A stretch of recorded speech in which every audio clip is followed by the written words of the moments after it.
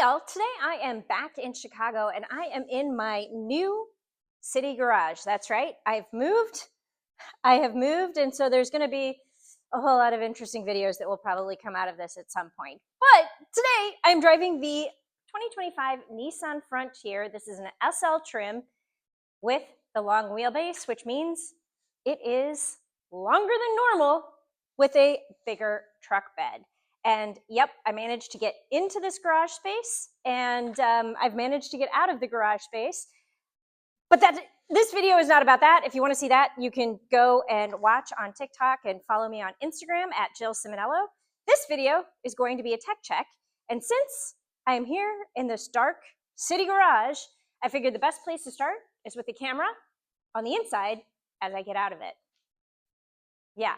So let's take a closer look at this week's car du jour, the 2025 Nissan Frontier with the long wheelbase.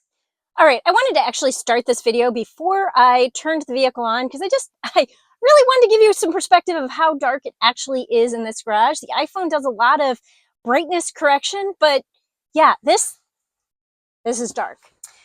So while we're just sitting here, before I start actually moving, I do want to point out, I like all of the orange accents that you have on the buttons and dials that you are going to push. So I would say everything here is pretty well lit. Here's the thing. As soon as I put it into reverse, this is the camera that pops up. And I'm going to be honest with you, this is neither terribly clear nor terribly large. You've got this very big screen here, and yet it only takes up a very small portion of it. And you don't really have, I guess you have some side view angles. You don't have a lot of options to see what's going on as you are in the camera. So I'm going to say that's a little bit of a ding. I would like this to be a bigger camera, and I would like it to fill out the screen, and I would really like it to be high definition. Yeah, I would like it to be high definition. So when you put the vehicle into reverse, obviously the camera pops up. As soon as you put it into drive, it does have a little bit of a delay, and you see it moves to the forward view, so I will give that a huge thumbs up. But if you're just going from like park, let the camera go away for a second. So if you're in park and you go straight to drive, obviously it doesn't pop up until you put it into reverse. So, okay, now you're seeing what I'm seeing. You understand it's dark, and yeah, we have this little screen to work with and a lot of little obstacles to move around. So let's see how this goes. So, okay. I've got it turned because I'm trying to get around that cement wall right here. That's looking good. I'm going to straighten it out because now I have this pillar right here.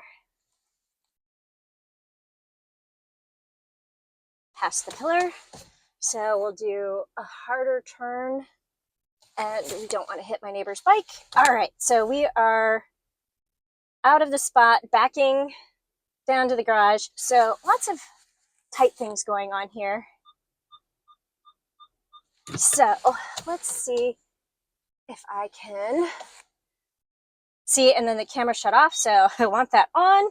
We're going to go a little bit closer here, and then because my neighbor isn't here, I'm just going to kind of take up his spot a little bit and do the turn into this space.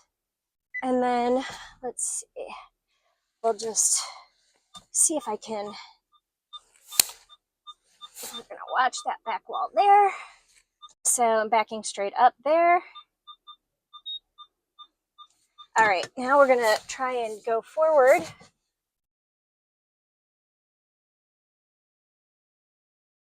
I feel like I have a good angle. So this isn't crazy helpful. I really wish, this is nerve-wracking. I really wish there were front sensors. So you can see I do have the parking sensor on.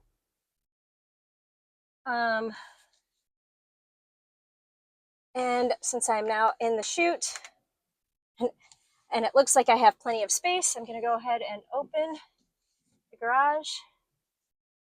Whew. I have like 2 inches back here. between the brick wall. This long wheelbase, whew, that does not do me any favors. Okay, so we'll do a little bit earlier, tighter turn here. Watching that back, this area here. Okay, I think that did it.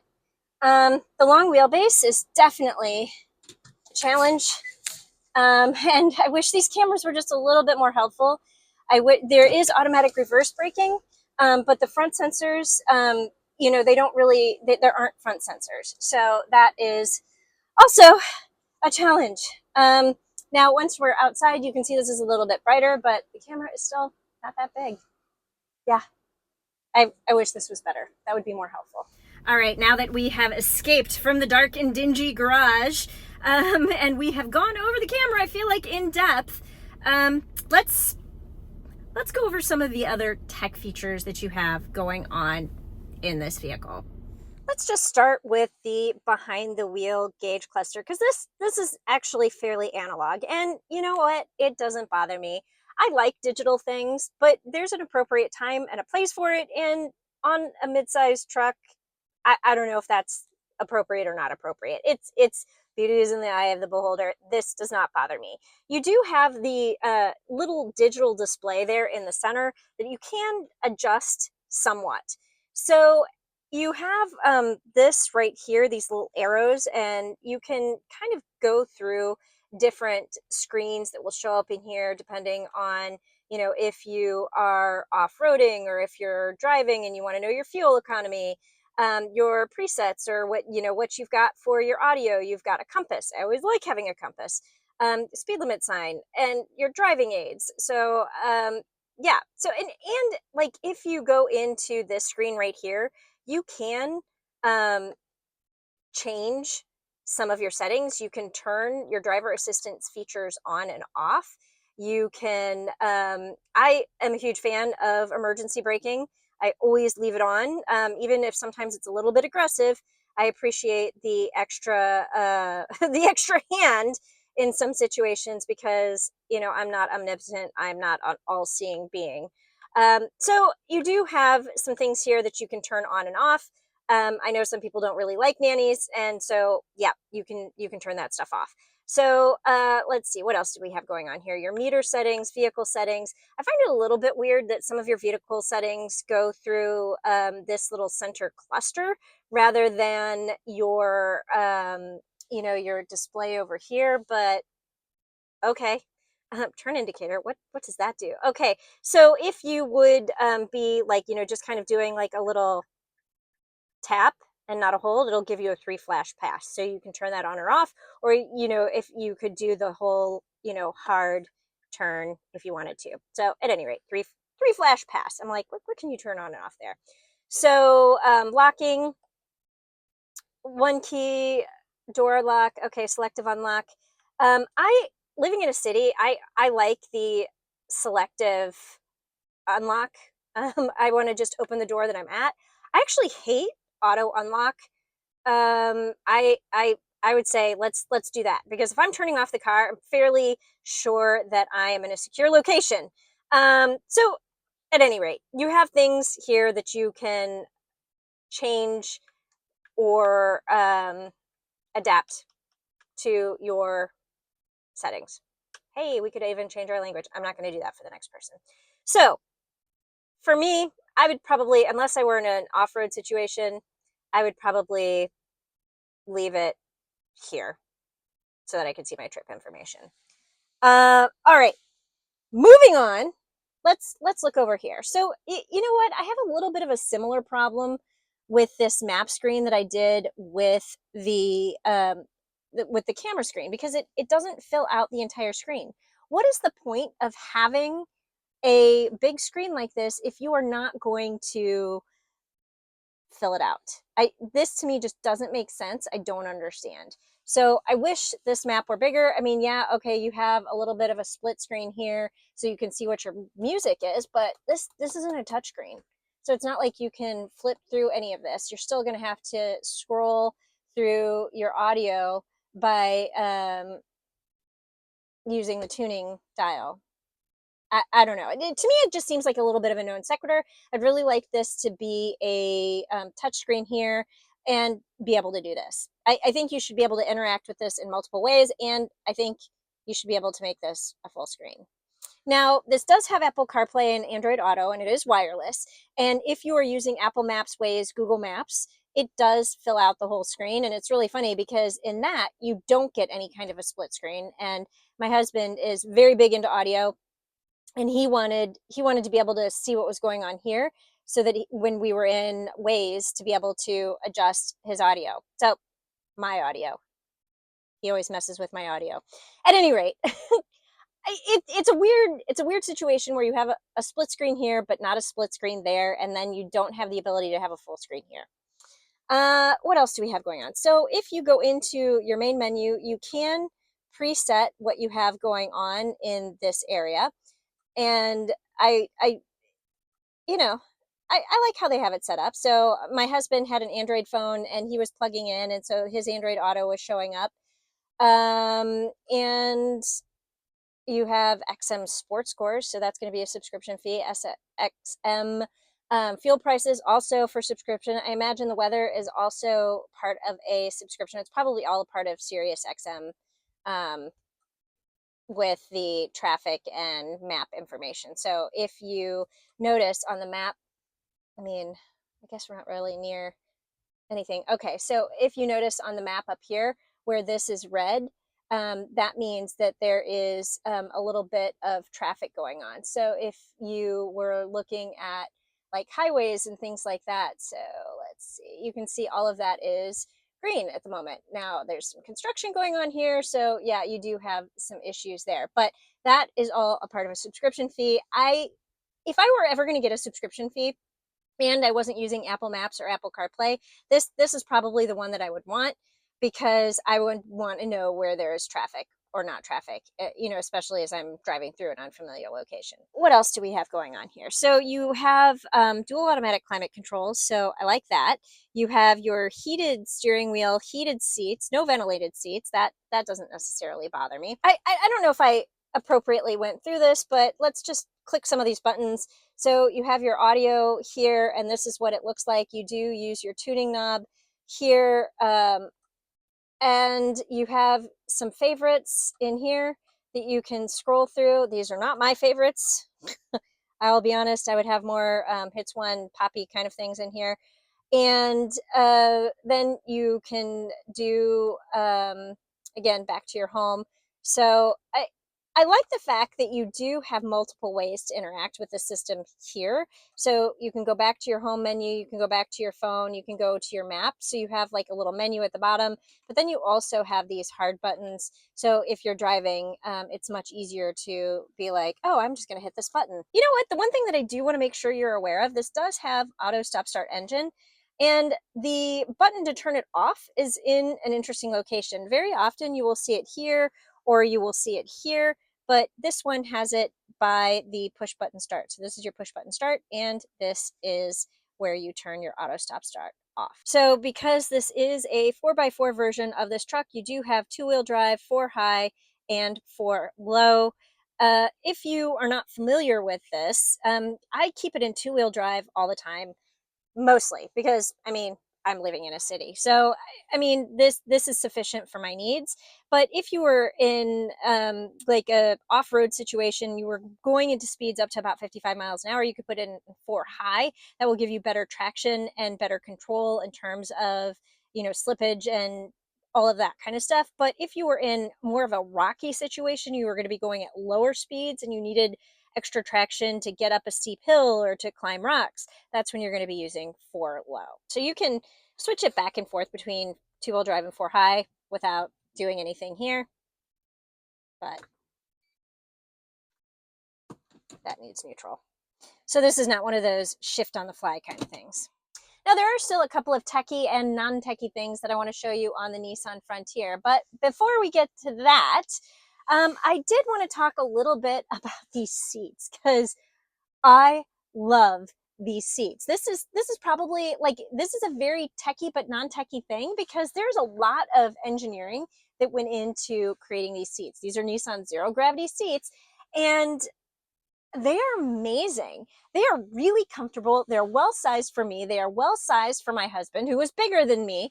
And they manage to hit you at all the right pressure points. There's a little bit of lumbar support. There's good cushioning underneath your thigh. And I've sat in this driver's seat for 6 hours, and I like these seats. I, I don't know why other automakers haven't figured out this yet, but if every seat was like the seat in this Nissan Frontier, like I wouldn't have much to complain about in terms of seat comfort anymore. And there are some automakers out there, and you know who you are, that just can't get this right. Feels like you're sitting on cardboard.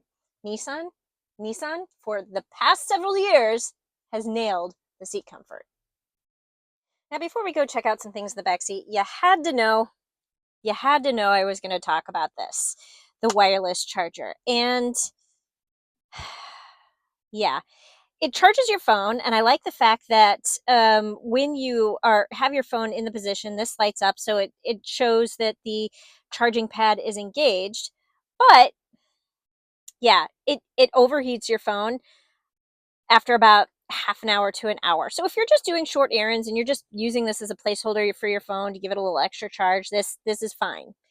If you are going to need to be on a 3-hour drive and actually charge your phone, thankfully you have both USB-C and USB-A charge port options, because you're going to want to use those. And you have a nice little slot right here where you can set your phone while it's charging so that you do not take up your cup holder space.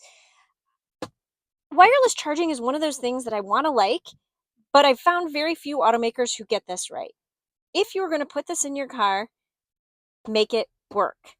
There needs to be a cool pad under here, and the charge rate should be a little bit faster. Now, I will say, I had my phone in here for 3 hours at a time, and it would charge my phone, then stop charging my phone because it overheated, and then it would continue charging my phone after my phone cooled down again.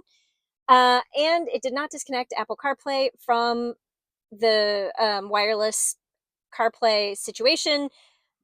But like I said, it did overheat my phone. I did get messages on my phone saying that I couldn't use it because it was too hot.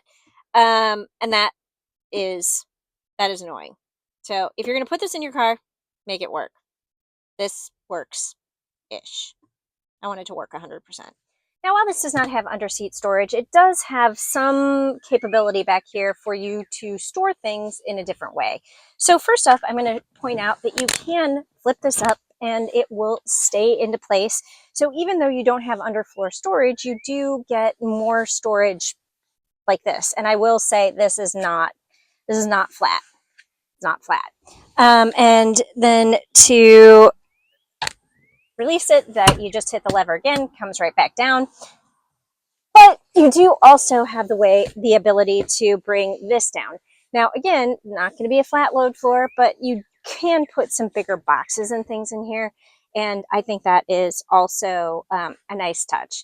So the fact that the seats flip up and down gives you a little bit more flexibility in how you want to put stuff in this back seat if you are using it for a road trip or to pick something up, frankly, at the hardware store, appliance, table, whatever. Yeah, not high tech, but there you go. Now, before I close out this review, I do want to give a couple of brief driving impressions, because in general, I really like the Nissan Frontier, and the low techiness of this doesn't really bother me. It has the tech that matters. It has wireless Apple CarPlay. That's what I want in a vehicle. And it has a USB port that I can plug in my phone to charge it. Done. But in terms of driving impressions, I will say this is, the steering is very stiff, and the turning radius is not ideal. Especially in a tight city space, I would really want bigger, better range to be able to turn this vehicle and have better maneuverability. On the highway, it's great. As I mentioned, the seats are super comfortable.